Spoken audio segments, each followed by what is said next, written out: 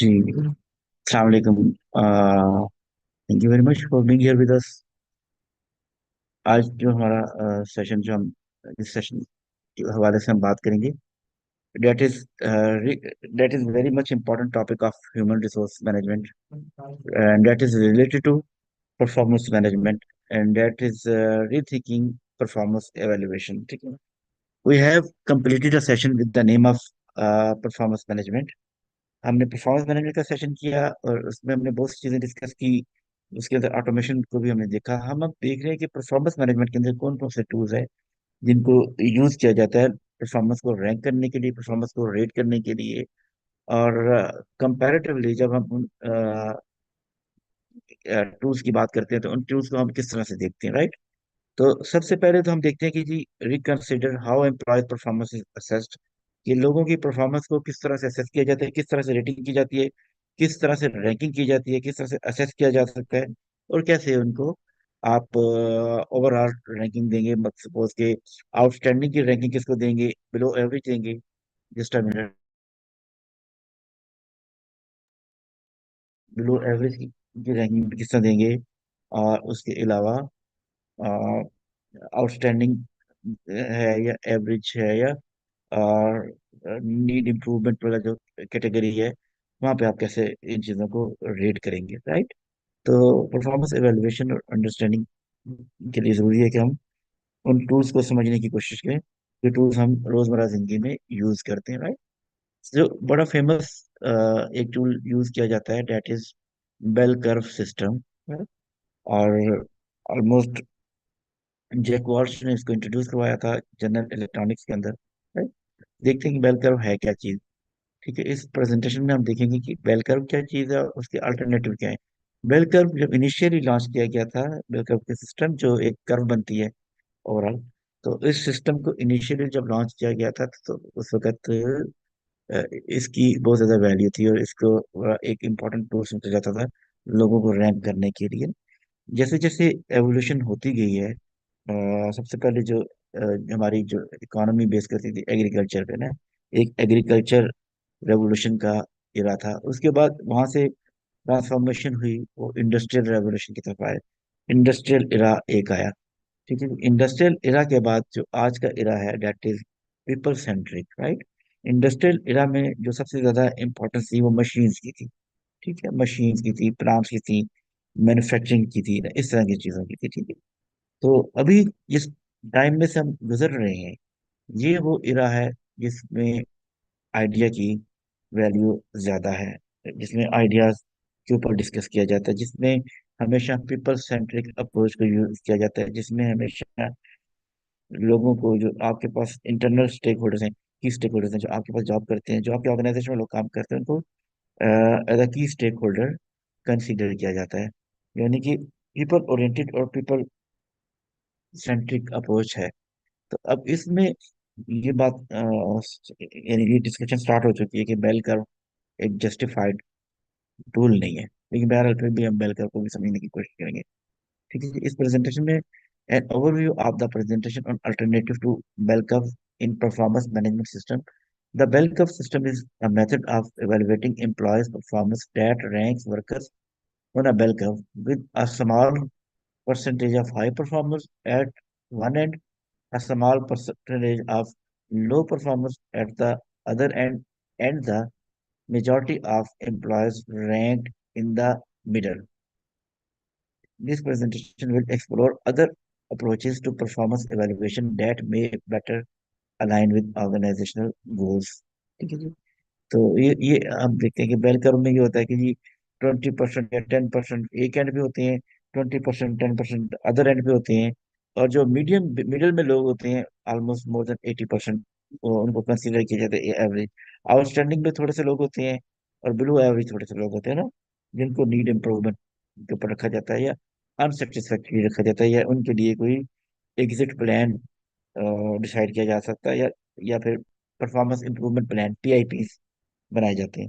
PIP के बाद फिर नेक्स्ट लेवल पे फिर एग्जिट प्लान भी बनता है उनको ना।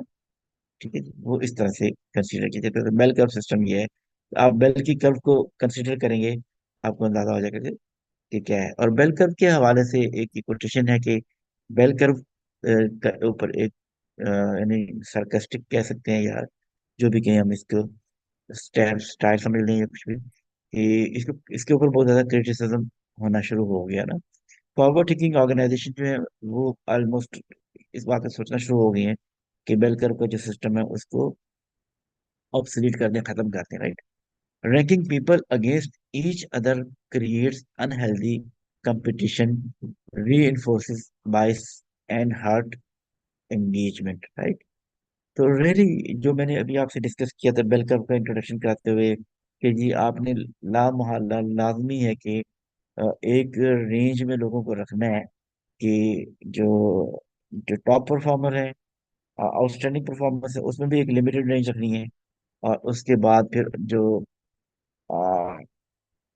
जो अंडर परफॉर्म है उस कैटेगरी में भी एक लिमिटेड रेंज रखनी है।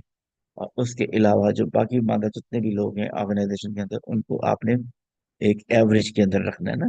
तो ये एक सिस्टम जो डेवलप हुआ हुआ है, जो कि अ, हमारे यानी कि जो सिस्टम डेवलप हुआ है, जो जिसको यूज किया जाता है मुख्तलिफ ऑर्गेनाइजेशन के अंदर, राइट।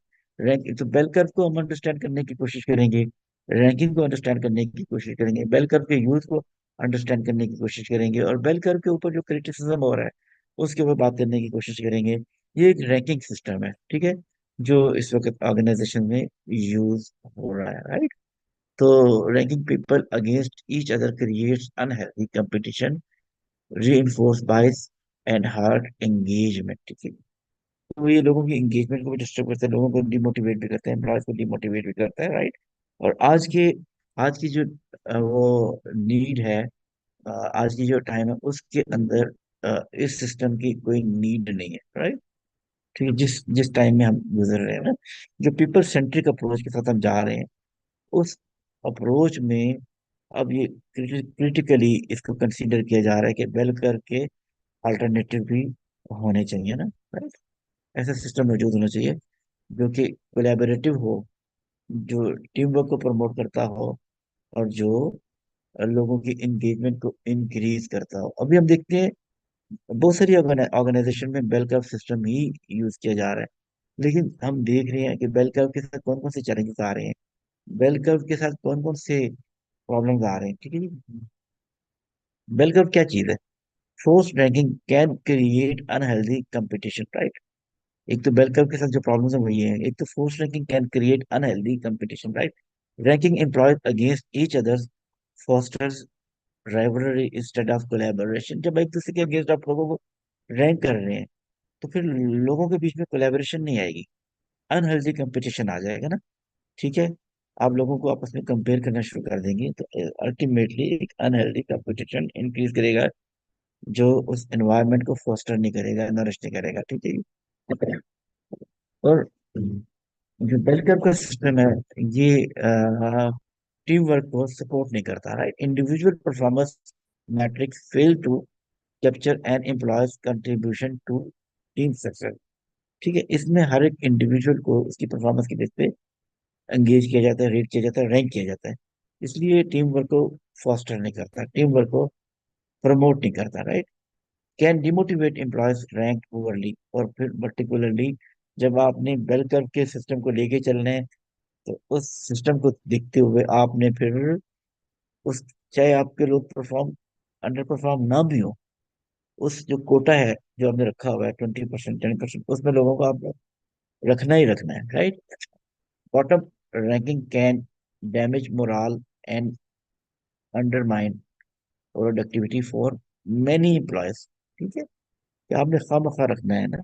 तो ऑर्गेनाइजेशन जो फॉरवर्ड थिंकिंग ऑर्गेनाइजेशन है, प्रोग्रेसिव ऑर्गेनाइजेशन है, वो इस तरह के किसी सिस्टम को भी पैट्रोनेट नहीं करेंगी, प्रमोट नहीं करेंगी, जिसमें आ, जिसमें लोगों को डिमोटिवेट किया जा रहा हो, जिसमें लोगों का मोराल लो हो रहा हो ना, ठीक है। Post ranking system like bell curve often do more harm than good for company culture and morale. इसका इतना फायदा नहीं है जितना नुकसान है, पर्टिकुलरली ऑर्गेनाइजेशन के कल्चर के ऊपर और ऑर्गेनाइजेशन के लोगों के मोराल के ऊपर ना। तो इसको देखने की जरूरत है। साथ में हमें ये भी अंडरस्टैंड करने की जरूरत है कि बेल कर्व का जो रैंकिंग सिस्टम है, ये बड़ी टेक्निकल चीजें हैं। हो सकता है आपके ऑर्गेनाइजेशन में आ, इसको इम्प्लीमेंट ना किया जा रहा हो, लेकिन पाकिस्तान में बहुत सारी ऑर्गेनाइजेशन है तो जहाँ पे बेल कर्व को इम्प्लीमेंट किया जाता है, राइट। तो लिमिटेशन ऑफ बेल कर्व का क्या लिमिटेशन है? एक तो डिमोटिवेटिंग है। जी, राइट। बेल कर्व के साथ लोग डिमोटिवेट होते हैं जी। बिलाल, हम रैंकिंग सिस्टम को, परफॉर्मेंस मैनेजमेंट के अंदर जो रैंकिंग की जाती है, उस सिस्टम को थोड़ा अंडरस्टैंड करने की कोशिश कर रहे हैं, राइट। तो उसमें हम एक तो हम बेल कर्व को देख रहे हैं। जो बेल कर्व है, वो बहुत सारी ऑर्गेनाइजेशन में इम्प्लीमेंटेड है। आप तक इसकी रिकॉर्डिंग पहुंचेगी, मैं लर्निंग मटेरियल में शेयर कर दूंगा, राइट। तो बेल कर्व के साथ लिमिटेशन क्या है? ये एक जो रैंकिंग सिस्टम है, एक लिमिटेशन ये है कि इससे ऑर्गेनाइजेशन में डिमोटिवेशन होती है। Bell curve force employees to compete against each other. यानी आपकी मर्जी ना भी हो तो आप compete कर रहे हैं ना एक दूसरे के against, which can be demotivating. ठीक है। और बेल कर्व का एक और लिमिटेशन है, ranking people foster unhealthy competition instead of collaboration which harms company culture। ठीक है। ऑर्गेनाइजेशन का जो कल्चर है, उसको भी इससे नुकसान होता है, राइट। द अदर थिंग कि जी, जो एक और इसकी लिमिटेशन है बेल कर्व के रैंकिंग सिस्टम की, that is focus is on comparison. ठीक है। बेल कर्व जज employees based on comparison to others rather than individual growth and strength. ठीक है जी। एक दूसरे के अगेंस्ट लोगों को कंपेयर कर रहे होते हैं। हर एक की अपनी इंडिविजुअल स्ट्रेंथ होती है, हर एक की इंडिविजुअल ग्रोथ माइंडसेट होता है, उसकी ग्रोथ होती है, उसकी मेंटेलिटी होती है, उसकी थिंकिंग पैटर्न होता है ना। पॉजिटिविटी हर एक की अलग होती है। लेकिन यहाँ पे क्या किया जाता है, ऑर्गेनाइजेशन के अंदर जब जिन जिन ऑर्गेनाइजेशन में बेल कर्व सिस्टम इम्प्लीमेंटेड है, वहां पे लोगों को एक दूसरे के साथ कंपेयर किया जाता है ना। ठीक है। तो this is not a progressive system. Bell curve force ranking and comparison rather than focusing on individual growth, and this can demotivate employees and harm culture। कोई भी ऐसी ऑर्गेनाइजेशन जिसने ऑर्गेनाइजेशनल डेवलपमेंट के फेज में है, ये कर रही है, या एक कल्चर डेवलपमेंट के ऊपर जिसका बिलीव है, ठीक है, फैसिलिटेशन की तरफ बिलीव है, और कंड्यूसिव एनवायरनमेंट को क्रिएट करने के ऊपर बिलीव है, फॉरवर्ड थिंकिंग ऑर्गेनाइजेशन है, प्रोग्रेसिव ऑर्गेनाइजेशन है, तो कभी भी इन चीज़ों को अपनी ऑर्गेनाइजेशन में अफोर्ड नहीं कर सकती अपनी ग्रोथ के लिए ना, लोगों की ग्रोथ के लिए, ऑर्गेनाइजेशन की ग्रोथ के लिए, एम्प्लॉय एंगेजमेंट को इंक्रीज करने के लिए। और ठीक है, वो कभी भी ऐसा कोई भी रैंकिंग सिस्टम लेके नहीं आएगी। This is important to understand, right. Bell curve force ranking and comparison rather than focusing on individual growth, this can demotivate employees and harm culture। This is important to understand कि फायदा नहीं हो रहा। और अगर आप समझते हैं कि बेल कर्व के सिस्टम से आपको कोई फायदा हो रहा है, तो उनके फायदों के मुकाबले में आपको नुकसानात ज्यादा हो रहे हैं। फायदा अगर होगा तो शॉर्ट टर्म में होगा, सिर्फ अपना परफॉर्मेंस मैनेजमेंट के साइकिल को कंप्लीट करने के पर्सपेक्टिव से आपको फायदा होगा, बेनिफिट होगा, वो भी शॉर्ट टर्म में। लॉन्ग टर्म में आपको कोई बेनिफिट नहीं है। ठीक है। क्योंकि लॉन्ग टर्म में अल्टीमेटली आप एक डिजास्टर की तरफ जा रहे हैं। दो लोग डिमोटिवेट हो गए हैं जिनको आपने रैंकिंग के उस सिस्टम में रखा हुआ है, जहाँ पे अल्टीमेटली इस सिस्टम की नीड को सेटिस्फाई करने के लिए आपने उनको रखना ही रखना है, सर्टन नंबर ऑफ पर्सन को। बेशक उनकी परफॉर्मेंस जो भी है, लेकिन आप परफॉर्मेंस को रेट करेंगे एक दूसरे के कंपैरिजन नहीं ना, उनकी इंडिविजुअल स्ट्रेंथ जो भी है आपने अल्टीमेटली रखना है। फिर आपने वो देखनी है कि किन को क्या कहते हैं, स्केपगोट बनाना है, या उस कैटेगरी में जाके फिट करना है। तो फिर ऐसा कोई भी सिस्टम प्रोग्रेसिव हो ही नहीं सकता जो इस माइंडसेट के साथ चले कि यार कुछ लोगों को हमने आउटस्टैंडिंग की रैंकिंग में रखना है, कुछ लोगों को एक उस रैंकिंग में रखना है जहाँ पे यानी कि अंडर परफॉर्म में रखना है, या अनसेटिस्फैक्ट्री में रखना है, और जहाँ पे उनके लिए कोई एग्जैक्ट प्लान बनाएंगे या परफॉर्मेंस इंप्रूवमेंट प्लान बनाएंगे ना। तो ये एक किसी भी ऑर्गेनाइजेशन की जो मेन स्पिरिट है, उसके अगेंस्ट है। ऐसा हो ही नहीं सकता ना। जबकि अब जिस एरा में हम हैं, पीपल सेंट्रिक एरा है। ठीक है। आइडिया के ऊपर बेस करता है। ठीक है। यहाँ पे लिबर्टी है, फ्रीडम है, टास्क ओरिएंटेड एनवायरनमेंट क्रिएट किया जाता है यहाँ पे। कोई आप वो किसी तरह की बाइंडिंग भी नहीं रखते कि जी फ्लेक्सी वर्किंग आवर्स की बात की जाती है, ओपननेस की बात की जा सकती है, ओपननेस इन कल्चर की बात की जाती है, राइट। यहाँ पे देखिए छोटा सा आपको नजर आ रहा है कि जो एम्प्लॉयज रेटेड एक्सीलेंट 10% है, हमने देखा ना बेल कर्व में क्या होता है। ठीक है जी, performance rating bell curve rating system versus absolute performance rating system के। बेल कर्व में आपने क्या करना है जी, 10% लोगों को रखना है एक्सीलेंट में, आपके पास इससे ज्यादा कोटा ही नहीं है। ठीक है, चाहे जितने मर्जी 100 लोगों की ऑर्गेनाइजेशन है, 70 लोग एक्सीलेंट परफॉर्म कर रहे होंगे, रखना आपने 10% लोगों को ही है। ठीक है, इस सिस्टम के साथ, क्योंकि आपने बजटिंग भी जो इनिशियली की हुई थी इसी की बेस पे की है ना, बजटिंग भी। आपने अपनी बजटिंग भी, जो आपने इंक्रीमेंट वगैरह लगाने हैं, प्रमोशन पे लोगों को रिवॉर्ड देना है, वो सब आपने सिस्टम में रखी है। तो आप इससे ज्यादा एक्सीड ही नहीं कर सकते। फिर आपने एक 80% लोगों को आपने क्या किया है जी कि बस उनमें से कुछ लोग होंगे जिनको आप गुड पे रखेंगे, 40% को एवरेज में रखेंगे, और फिर 10% को जो भी रखा है आपने उनको रखा है जी बिलो एक्सपेक्टेशन। अब ये जो बिलो एक्सपेक्टेशन है, बेचारों की तो शामत आ जाएगी ना। ठीक है, तो ये एक मेरे हिसाब से कोई इतना जस्टिफाइड सिस्टम नहीं है, इसको चेंज करना चाहिए, और चेंज करने की जरूरत भी है ना। ठीक है, अभी की प्रिंसिपल देखते हैं, क्या क्या की प्रिंसिपल्स हैं जो हम देखेंगे कि जब हम ऐसे सिस्टम को देख रहे हैं कि जो जिनको हम डेवलप करने की कोशिश कर रहे हैं या बेल कर्व के मुतबादिल के तौर पे लेके आने की कोशिश कर रहे हैं, वहाँ पे किन चीजों पे फोकस करने की जरूरत है। इंडिविजुअल अचीवमेंट के ऊपर फोकस करने की जरूरत है। ठीक है, highlight specific project completed, goals met and quantifiable metrics showing the employees individual contribution. ठीक है, इंडिविजुअल अचीवमेंट के ऊपर फोकस करने की जरूरत है कि उन्होंने कौन कौन से प्रोजेक्ट को कंप्लीट किया है, कौन कौन से गोल्स को अचीव किया है। ठीक है, और उनके क्या ऑब्जेक्टिव जो अचीव हुए वो क्वांटिफाइबल हैं या नहीं है ना। ठीक है, ये भी इसको देखा गया है। फिर उनके दूसरा जो चीज है उसको देखने की जरूरत, स्किल डेवलपमेंट। उन्होंने कौन कौन सी स्किल तो अपने अंदर डेवलप किया, identify new skills the employees learn and how they grew in their role over the review period. ठीक है जी, कौन कौन से स्किल्स को डेवलप किया अपने अंदर, और किस किस तरह से उन स्किल्स को यूज करते हैं अपने प्रोफेशनल लाइफ में। This is important to understand कि कंटिन्यूस लर्निंग पे उनका कितना बिलीव है, अपनी डेवलपमेंट के ऊपर कितना उनका फोकस है। ठीक है, अपनी रिस्पॉन्सिबिलिटी के ऊपर कितने रिस्पॉन्सिबल है वो, कितनी ज्यादा सेंसिटाइजेशन है, कितनी ज्यादा उनकी सेंसिटिविटी है। ठीक है, फिर नेक्स्ट वन है टीम कंट्रीब्यूशन, कि टीम के साथ उनका किस तरह का एटीट्यूड है, टीम के साथ उनका किस तरह का रवैया है। This is important to understand कि आप इसको कैसे अंडरस्टैंड करते हैं, राइट। जी, टीम मेंबर भी एज अ टीम मेंबर भी काम कर रहे हैं, एज अ टीम वर्कर भी काम कर रहे हैं, ये नहीं काम कर रहे, लोगों को सपोर्ट भी करते हैं, कोलैबोरेटिव भी है कि नहीं है ना। Note how the employee collaborated with others, help team members and contributed to overall team success, कि उनने ऑनरशिप ली, और लोगों की सिर्फ खुद ही सक्सेसफुल नहीं हुए, लोगों को लीड भी किया, लोगों को साथ लेके भी चले। ठीक है, और लोगों को मोटिवेट भी किया, बकअप भी किया, और कोई अगर अपने ऑब्जेक्टिव में को अचीव करने में हर्डल फील कर रहा है, उसको भी साथ लेके चले।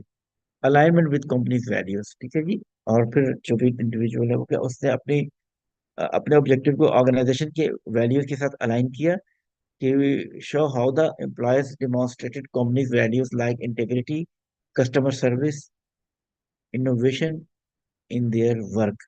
ठीक है जी, इसको किस किस तरह से लेके वो चले, this is important to understand कि ऑर्गेनाइजेशन की वैल्यू को भी उन्होंने कंसिडर किया, सिर्फ या सेल्फिश होके सिर्फ अपने ऑब्जेक्टिव के ऊपर ही फोकस किया। ठीक है, तो ये हम अल्टरनेटिव के ऊपर बात कर रहे हैं ना, कैसे कैसे अल्टरनेटिव हम निकाल सकते हैं, किस किस तरह से परफॉर्मेंस को रेट कर सकते हैं, किस किस तरह से रैंकिंग दे सकते हैं, इनको क्वांटिफाइबल मईज में भी बना सकते हैं। ठीक है जी, फिर एक और चीज बड़ी इंपॉर्टेंट है, दैट इज कंटिन्यूस फीडबैक। ठीक है, frequent check-ins and discussion with employees provide ongoing guidance and feedback rather than waiting for an annual review.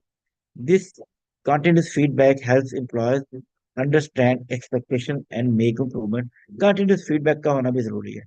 ठीक है, आप ये नहीं है कि आप जब थ्योरेटिकली आपने परफॉर्मेंस मैनेजमेंट की रिव्यूज करने हैं क्वार्टरली, बाई एनुअली और एनुअली, तो तभी आप जाके उनसे डिस्कस करें, कम्युनिकेट करें, नहीं नॉट एट ऑल। आप कंटिन्यूसली फीडबैक प्रोवाइड करें। कंटिन्यूस फीडबैक से क्या होगा, आपके एम्प्लॉय का एंगेजमेंट बढ़ेगा।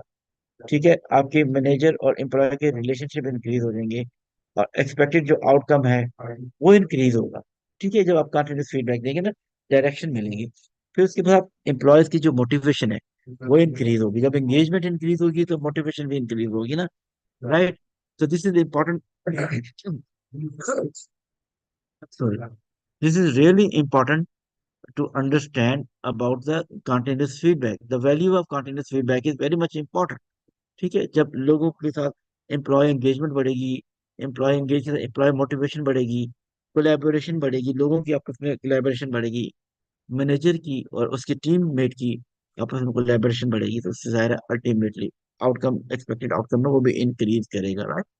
This is important to understand, right? Continuous feedback को जरा डिटेल से समझने की कोशिश करते हैं कि इसका क्या फायदा होता है। ठीक है जी, आपने जो एचआर के लोग हैं, उन्होंने सॉरी उन्होंने अपने लोगों के साथ कंटिन्यूसली एंगेज रहना है। कंटिन्यूसली एंगेज रहने के लिए जरूरी है कि आप फ्रीक्वेंटली अपने लोगों को फीडबैक देते रहे ना। Employee receive more frequent feedback instead of just annually. ठीक है, साल के साल नहीं आपने फीडबैक देना, हर महीने, हर हफ्ते, कंटिन्यूसली, क्योंकि वो फिर आप उनको डायरेक्शन प्रोवाइड कर रहे हैं, ताकि वो अपना किबला दुरुस्त करें, अपनी चीजों को दुरुस्त करें। फिर एक्शनेबल इंसाइट दें। Feedback is specific and actionable, allowing employees to improve. ऐसा फीडबैक ना हो जो डिस्ट्रक्टिव हो। ठीक है, सिर्फ और उसका ऑब्जेक्टिव ये हो कि डिमोरलाइज करना है ना, not at all. Actionable insight दें ताकि वो अपना करेक्टिव एक्शन लें, करेक्टिव मेजर लें। Two way communication, this is important. Manager and employees engage in two way conversation. लोगों को बराबरी की सतह पे एक डायलॉग की सूरत में डिस्कशन करें, टू वे कम्युनिकेशन करें। Continuous feedback provide employees with regular actionable insight to help them improve. It's important to understand that continuous feedback provide employees with regular actionable insight to help them improve.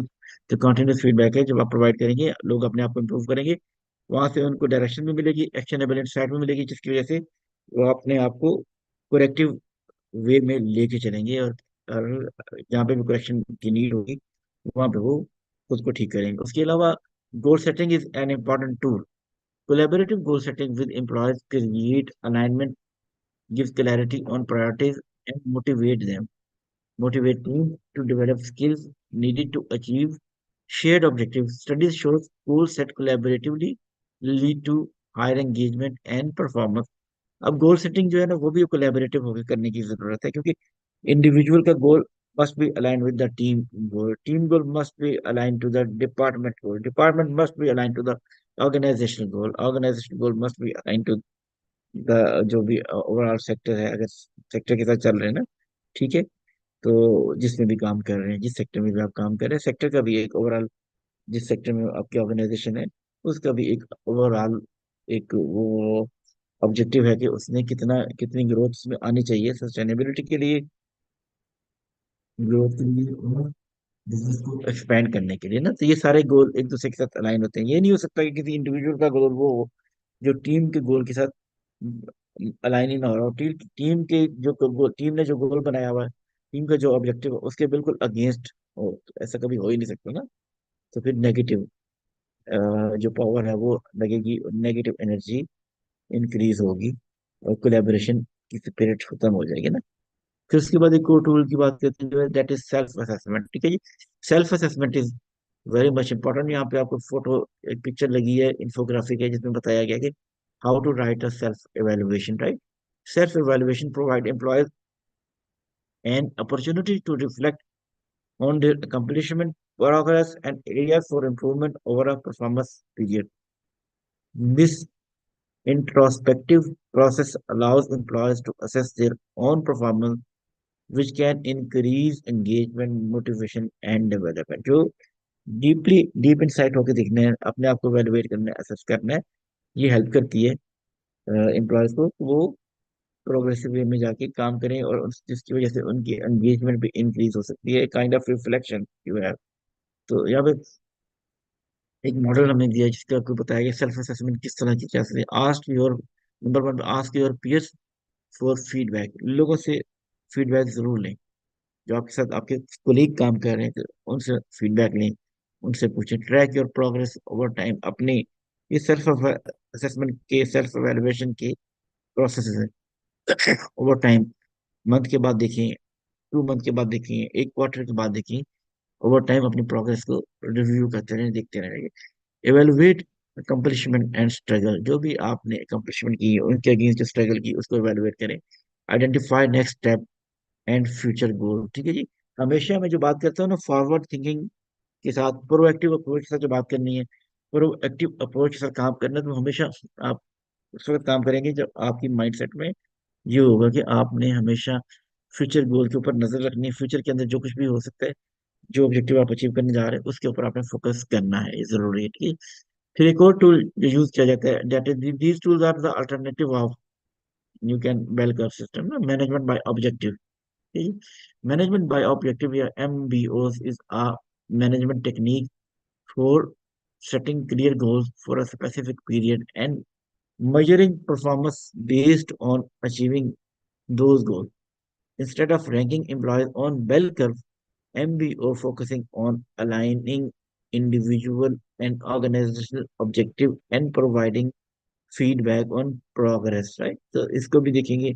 MBO भी एक tool है, यानी management by objective जो है, ये भी एक tool है। इसकी मदद से भी आप रैंकिंग कर सकते हैं against the performance of their employees, ये देयर कलीग्स, जो उन्होंने अचीव किया, जो उन्होंने गोल अचीव किए, जो उन्होंने अकम्पलिशमेंट की है, उनकी बेस पे आप रैंकिंग कर सकते हैं। ठीक है जी।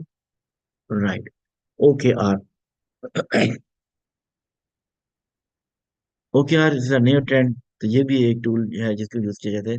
Okay R stand for objective and key result. Objective क्या है, की रिजल्ट क्या है? ठीक है। They are a framework for defining and tracking objective and their outcome. ठीक है। ऑब्जेक्टिव क्या? Objective are qualitative ambitious goals set by leadership, for example improve product quality। ठीक है, ये भी ऑब्जेक्टिव है ना। की रिजल्ट क्या है जी?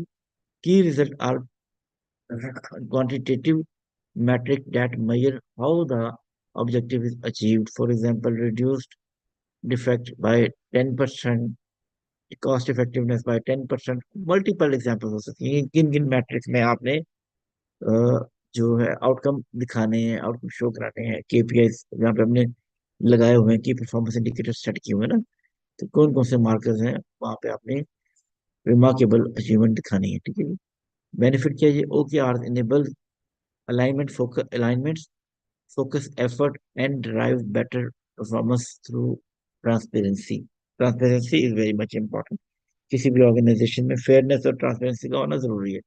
इम्प्लीमेंटेशन ओके आर यानी objective and key results are set that the organization, team and individual levels,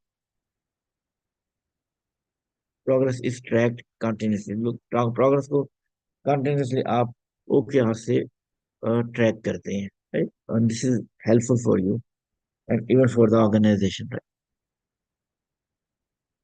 फिर एक और भी फीडबैक की बात की तो 360 फीडबैक भी होता है, जो आप अपने एम्प्लॉय से, सुपीरियर से, सीनियर से, जूनियर से, ठीक है, जो आपके बराबर के लोग हैं, सबसे लेते हैं। तो ये भी कंसेप्ट कब हुआ था? 1970s में। Performance appraisal relying on simple rating scale found to lack objectivity. तो वहां पे जब मॉडिफाई करने की जरूरत हुई, तो फिर नेक्स्ट में 1980 में फिर क्या किया गया? Multi source assessment incorporating feedback from peers and subordinates introduce. Subordinates का भी फीडबैक लिया जाता है और उसकी भी वैल्यू दी जाती है ना।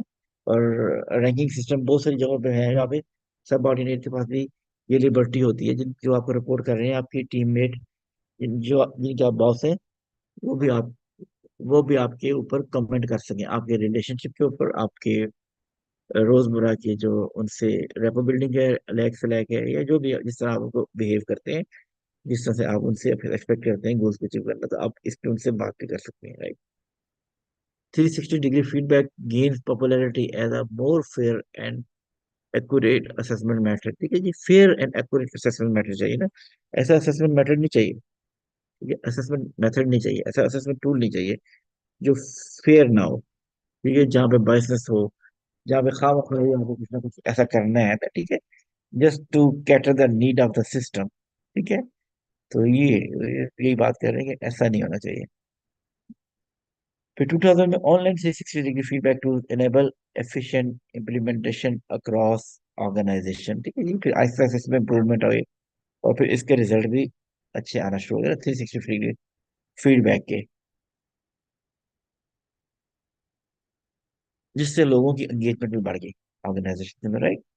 फिर एक और चीज है जो दिखती है, peer feedback, this is also important. जब 360 डिग्री फीडबैक की बात कर सकते हैं, जो आपके कलीग्स हैं, आपके साथ बराबर काम करने वाले हैं, आपके दोस्त हैं, जो भी है, पीयर फीडबैक, उनका फीडबैक भी ज्यादा होना बड़ा जरूरी है। ठीक है जी। 360 reviews allowed employees to receive confidential and anonymous feedback from peers, right, direct reports and managers. This feedback provides employees with a more complete picture of their strength and areas. ठीक है जी। पीयर फीडबैक बड़ा important है, जो आपको candidate feedback मिलता है, बिल्कुल crystal clear feedback मिलता है, जिसमें कोई डिप्लोमेसी नहीं होती, साफ सुथरा आपको जो भी उनका फीडबैक मिलता है वो आपको देते हैं, जो आपके लिए हमेशा हेल्पफुल होता है, राइट। तो 360 रिव्यूज, ये देखिए साथ में स्लाइड भी दी गई है, वहां पे बताया गया कि कैसे आप इस से फायदा उठा सकते हैं, राइट, पीयर फीडबैक से, और किस वे में आप कोलैबोरेटिव होकर चल सकते हैं, right. Transparency is very much important. Performance evaluation criteria and process build trust between employees and managers. Clearly communicating communicating exceptions ahead of time ensure no surprise and align goals. Right? This is important to understand. इस slide में भी बताया गया transparency कितनी important है organisation में। Integrity के part के अंदर transparency is the most important thing. Motivation, अब जिन लोगों को आपने काम किया है, जिन लोगों के साथ आप चल रहे हैं, उनको मोटिवेट करना भी जरूरी है, उनकी अचीवमेंट को रिकॉग्नाइज करना भी जरूरी है, उनकी गोल्स को गोल्स के अंदर प्रायोरिटी को, ठीक है, जानना भी जरूरी है।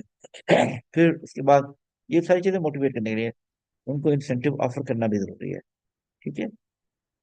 फिर इनेबल, उनकी ग्रोथ के लिए फिक्रमंद होना भी जरूरी है, उनकी ग्रोथ के लिए एफर्ट करना भी जरूरी है, राइट।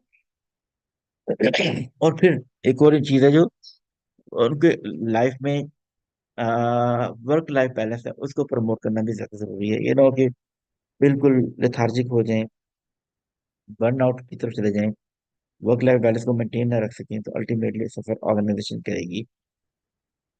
वहां पे आपने कंटीजेंसी प्लान भी देखना है, ठीक है, साइड बाय साइड टैलेंट को भी देखना है कंटीजेंसी प्लान में, और फिर जो भी नीड ऑफ द डे है, अगर उनको भी वहां पे पूरा करना है, ठीक है। तो work life balance is important to understand. Work life balance जो है वो बहुत ज्यादा जरूरी है, ताकि बर्नआउट रेट कम हो जाए, बर्नआउट ना हो। और मैं एक कोटेशन पढ़ रहा था कुछ दिन पहले, किसी ने शेयर की मेरे साथ, कि अक्सर लोग जो ब्रेक लेते हैं ना वर्किंग के दौरान, वर्किंग डे के दौरान, तो वो at the end of the day break लेते हैं, जब बिल्कुल मेंटली फटीग हो चुके होते हैं। जबकि जो ब्रेक है वो लेना जरूरी है, बिल्कुल आप मिडिल ऑफ द डे में लें, ये जब भी आपको जरूरत हो ना तब लें, ताकि आप रिफ्रेश हो जाएं। एंड ऑफ द डे जब आपने सब कुछ कंक्लूड करना है, सब कुछ क्लोज करना है, घर जाना है, और उसके बाद कुछ और नहीं करना, थोड़ा घर की फैमिली के साथ बैठना है, फैमिली के साथ टाइम स्पेंड करना है, तो वहाँ पे जरूरी है कि फिर आप वर्क लाइफ बैलेंस को मेंटेन रखने के लिए ब्रेक को जस्टिफाइबल टाइम में लें। और जब ब्रेक हो आपकी ऑफिस में, वर्किंग आवर्स में, तो आप जरूर ब्रेक लें। ठीक है, ताकि आप रिफ्रेश होकर दोबारा काम स्टार्ट कर सकें। ये जरूरी है कि हम अपने वर्क कल्चर में वर्क लाइफ बैलेंस को मेंटेन रखने की कोशिश करें, ताकि फिजिकली भी लोग हर्ट ना हो, स्पिरिचुअली भी हर्ट ना हो, इमोशनली भी हर्ट ना हो। ग्रेट। टीम वर्क की बात करें तो टीम वर्क में क्या क्या चीजें होती हैं? टीम वर्क मैं पहले भी बताया था कि टीम वर्क क्या है, together everyone achieves more, this is stand for team. Shared goal, team work में शेयर्ड गोल होते हैं, make sure that whole team shared share the same goal and understand how working together will help achieve them. Share goal होते हैं, सबके गोल होते हैं, सबके common goal भी होते हैं, उन्हीं को अचीव करना होता है, वो जरूरी होता है, राइट। ये टीम वर्क के लिए जरूरी है। फिर उसके बाद open communication, encourage open and respectable communication between team members to build trust and collaboration. जब ओपन कम्युनिकेशन करेंगे तो लोगों के बीच में ट्रस्ट बिल्ड हो जाएगा, और कोलेबोरेशन भी बिल्डअप हो जाएगी ना, स्टैब्लिश हो जाएगी। फिर एक और जी, team building. Do team building exercise to strengthen relationship and teach teamwork skills. This is important to understand. इस पे आप अपनी ब्रेनस्टॉर्मिंग कीजिएगा, और उस ब्रेनस्टॉर्मिंग करने के बाद जो इसमें और चीजें भी आप ऐड करें, this is not a kind of limitation. आप चीजों को अपने हिसाब से ट्वीक कर सकते हैं, चेंज कर सकते हैं, एडअप कर सकते हैं, राइट। चैलेंजेस के हिसाब से, टास्क के हिसाब से। उसके बाद recognize group achievement. This is also important. Team work को अगर इंक्रीज करना है ऑर्गेनाइजेशन के अंदर, किसी छोटे से ग्रुप में, किसी मीडियम रेंज के ग्रुप में, किसी बड़े ग्रुप में कोई भी अचीव किया है, तो आप उनको कंग्रेचुलेट करें। This is important to understand, right. उनको रिकॉग्नाइज करें, सेलिब्रेट करें, रिवॉर्ड करें,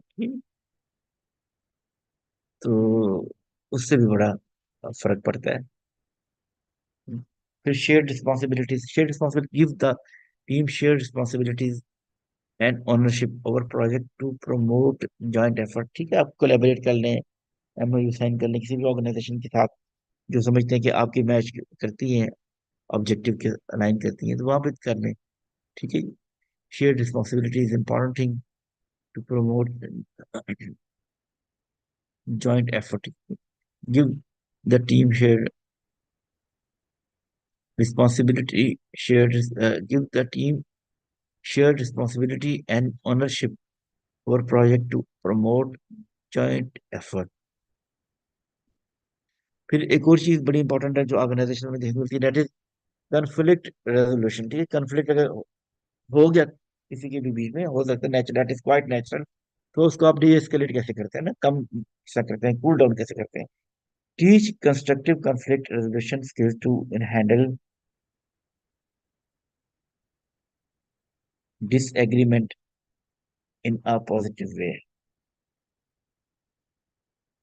this is very important part of human resource development professional, कि वो कंफ्लिक्ट को किस तरह से रिजॉल्व करते हैं, और किस तरह से पॉजिटिव वे में रिजॉल्व करते हैं। This is important. अभी तक जो कुछ भी हमने पढ़ा उसके अंदर जो उसकी आउटकम क्या क्या आ रहा है, एक तो हमने फोकस किया कोलैबोरेशन के ऊपर। डिफरेंट वेज में हम देखते हैं कोलैबोरेशन क्या चीज़ है। Frequent feedback session promote team work and collaboration among employees. जो टीम वर्क जो है कोलैबोरेशन को इंक्रीज करता है ऑफिस में काम करने वाले लोगों के बीच में। दूसरे नंबर पे जो चीज बात कर रहे हैं वो है डेट इज ग्रोथ। ठीक है जी, growth is very much important. Growth क्या है? Ongoing feedback allows to employees to develop skills and work in and work on areas for improvement. Growth is also an important component. तो जी growth जो है जो ग्रोथ की हम बात करते हैं, तो वो भी हम यही बात करते हैं ग्रोथ की, कि जो अल्टरनेटिव हम देख रहे हैं, ठीक है, परफॉर्मेंस मैनेजमेंट को रैंक करने के हवाले से वर्सेस बेल कर्व सिस्टम, उन उनका आउटकम क्या है, ठीक है, फायदा क्या है ना। ठीक है, ग्रोथ है, ग्रोथ की बात कर ली। फिर engagement, employee feel invested in the organization when their opinions are valued. जब लोगों की ओपिनियन को आप वैल्यू देते हैं ना, इंपॉर्टेंस देते हैं, तो अल्टीमेटली वो एक तरह का प्राइड फील करते हैं। ठीक है। किसी छोटे से मसले में भी आपने किया ना, आपका उसका एक रिलेशनशिप एस्टेब्लिश हो जाता है। ठीक है, फिर आप एक दूसरे के लिए हेल्पफुल भी होते हैं। This is important to understand, right. तो फेयरनेस क्या चीज है जी? एंगेजमेंट की बात करते हैं। एंगेजमेंट एम्प्लॉयज फील इन्वेस्टेड के, जब उनको वैल्यू फील होती है, जब उससे ज्यादा से ज्यादा एंगेज होते हैं ना, अपनी ऑर्गेनाइजेशन के साथ अटैच हो जाते हैं, उनकी अटैचमेंट इंक्रीज कर जाती है। फेयरनेस की चीज है, regular evaluation ensure performance is जज ऑब्जेक्टिवली एंड कंसिस्टेंटली। ठीक है जी, बेल कर्व को देखते हैं आप, परफॉर्मेंस के साइकिल होते हैं। ठीक है जी, मिड ईयर में जाके या ईयर एंड पे जाके या साल के स्टार्ट में ना, उसके बाद मिलने का मौका नहीं मिलता, एक साथ बैठने का मौका नहीं मिलता बहुत सारे ऑफिस में जाके, तो फिर लोग उसी में बिलीव कर लेते हैं। ठीक है, तो यहाँ पे जरूरत है कि हम ऐसी चीज रखें बेल कर्व के अल्टरनेटिव के ऊपर जिसका हमें बेनिफिट हो, नुकसान कोई ना हो ना। ठीक है, और उस बेनिफिट के साथ हम आगे मूव ऑन कर सकें। Right, regular evaluation ensure the performance is judged objectively objectively and consistently. Consistency का होना बहुत जरूरी है ताकि कंपाउंड इफेक्ट क्रिएट हो। और यहाँ पे हम देखते हैं जी, इसके अलावा हमने किस किस चीज से मदद ली इस प्रेजेंटेशन को बनाने के लिए, तो वो सबसे ज्यादा मदद जो हमें दी, highlight the same to right. तो अब इसमें समराइज करते हैं, highlight the main point from the presentation जो भी डिस्कस की गई थी ना, उनको आप हाईलाइट करें, देखें, स्टडी करें। इसके अलावा यूट्यूब को देखें, स्टडी करें, वहां पे देखिए, वहां से कुछ लेक्चर सुने, राइट। फिर और आप लोगों को शुक्रिया कि आपने बहुत पेशेंस के साथ ये प्रेजेंटेशन देखी जो हमने आज डिस्कस की, और ये बड़ी इंपॉर्टेंट प्रेजेंटेशन है आजकल के सिनेरियो में, जबकि आप पर्टिकुलरली रिस्पॉन्सिबल हो, कोई रिस्पॉन्सिबल हो अपने लोगों के लिए, अपने ऑर्गेनाइजेशन के कल्चर के लिए, और ऑर्गेनाइजेशनल डेवलपमेंट के लिए। ठीक है, तो वहाँ पे ज़्यादा इंपॉर्टेंट है। फिर उसके बाद क्या कि आप जब लॉन्च करें ये सिस्टम को, कोई भी सिस्टम जो बेल करके अल्टरनेटिव लेके आते हैं, तो उसके बाद लोगों को ट्रस्ट गेन करें, लोगों को कन्विंस करें कि वो आपकी ऑर्गेनाइजेशन में आए। आप सब लोगों को शुक्रिया। मैं अभी थोड़ी देर में आज के रिकॉर्डिंग मटेरियल शेयर कर देता हूँ, वो आप जरूर देखिएगा। कोई भी क्वेश्चन हो, कोई बात करनी हो, वो जरूर पूछेंगे। आज के जो CHRP का ये हमारा लास्ट सेशन था, और कोई सेशन के हवाले से कोई बात करनी हो तो वो जरूर करें। मैंने एक फ्लायर शेयर किया ग्रुप में, जो HR मीटर का फ्लायर है, और हमारा नेक्स्ट कोर्स है, उसको जरूर देखिएगा। HR मीटर पे आप लोग आइएगा जरूर, अपने सर्टिफिकेट लेने के लिए, ग्रेजुएशन की सर्टिफिकेट लेने के लिए।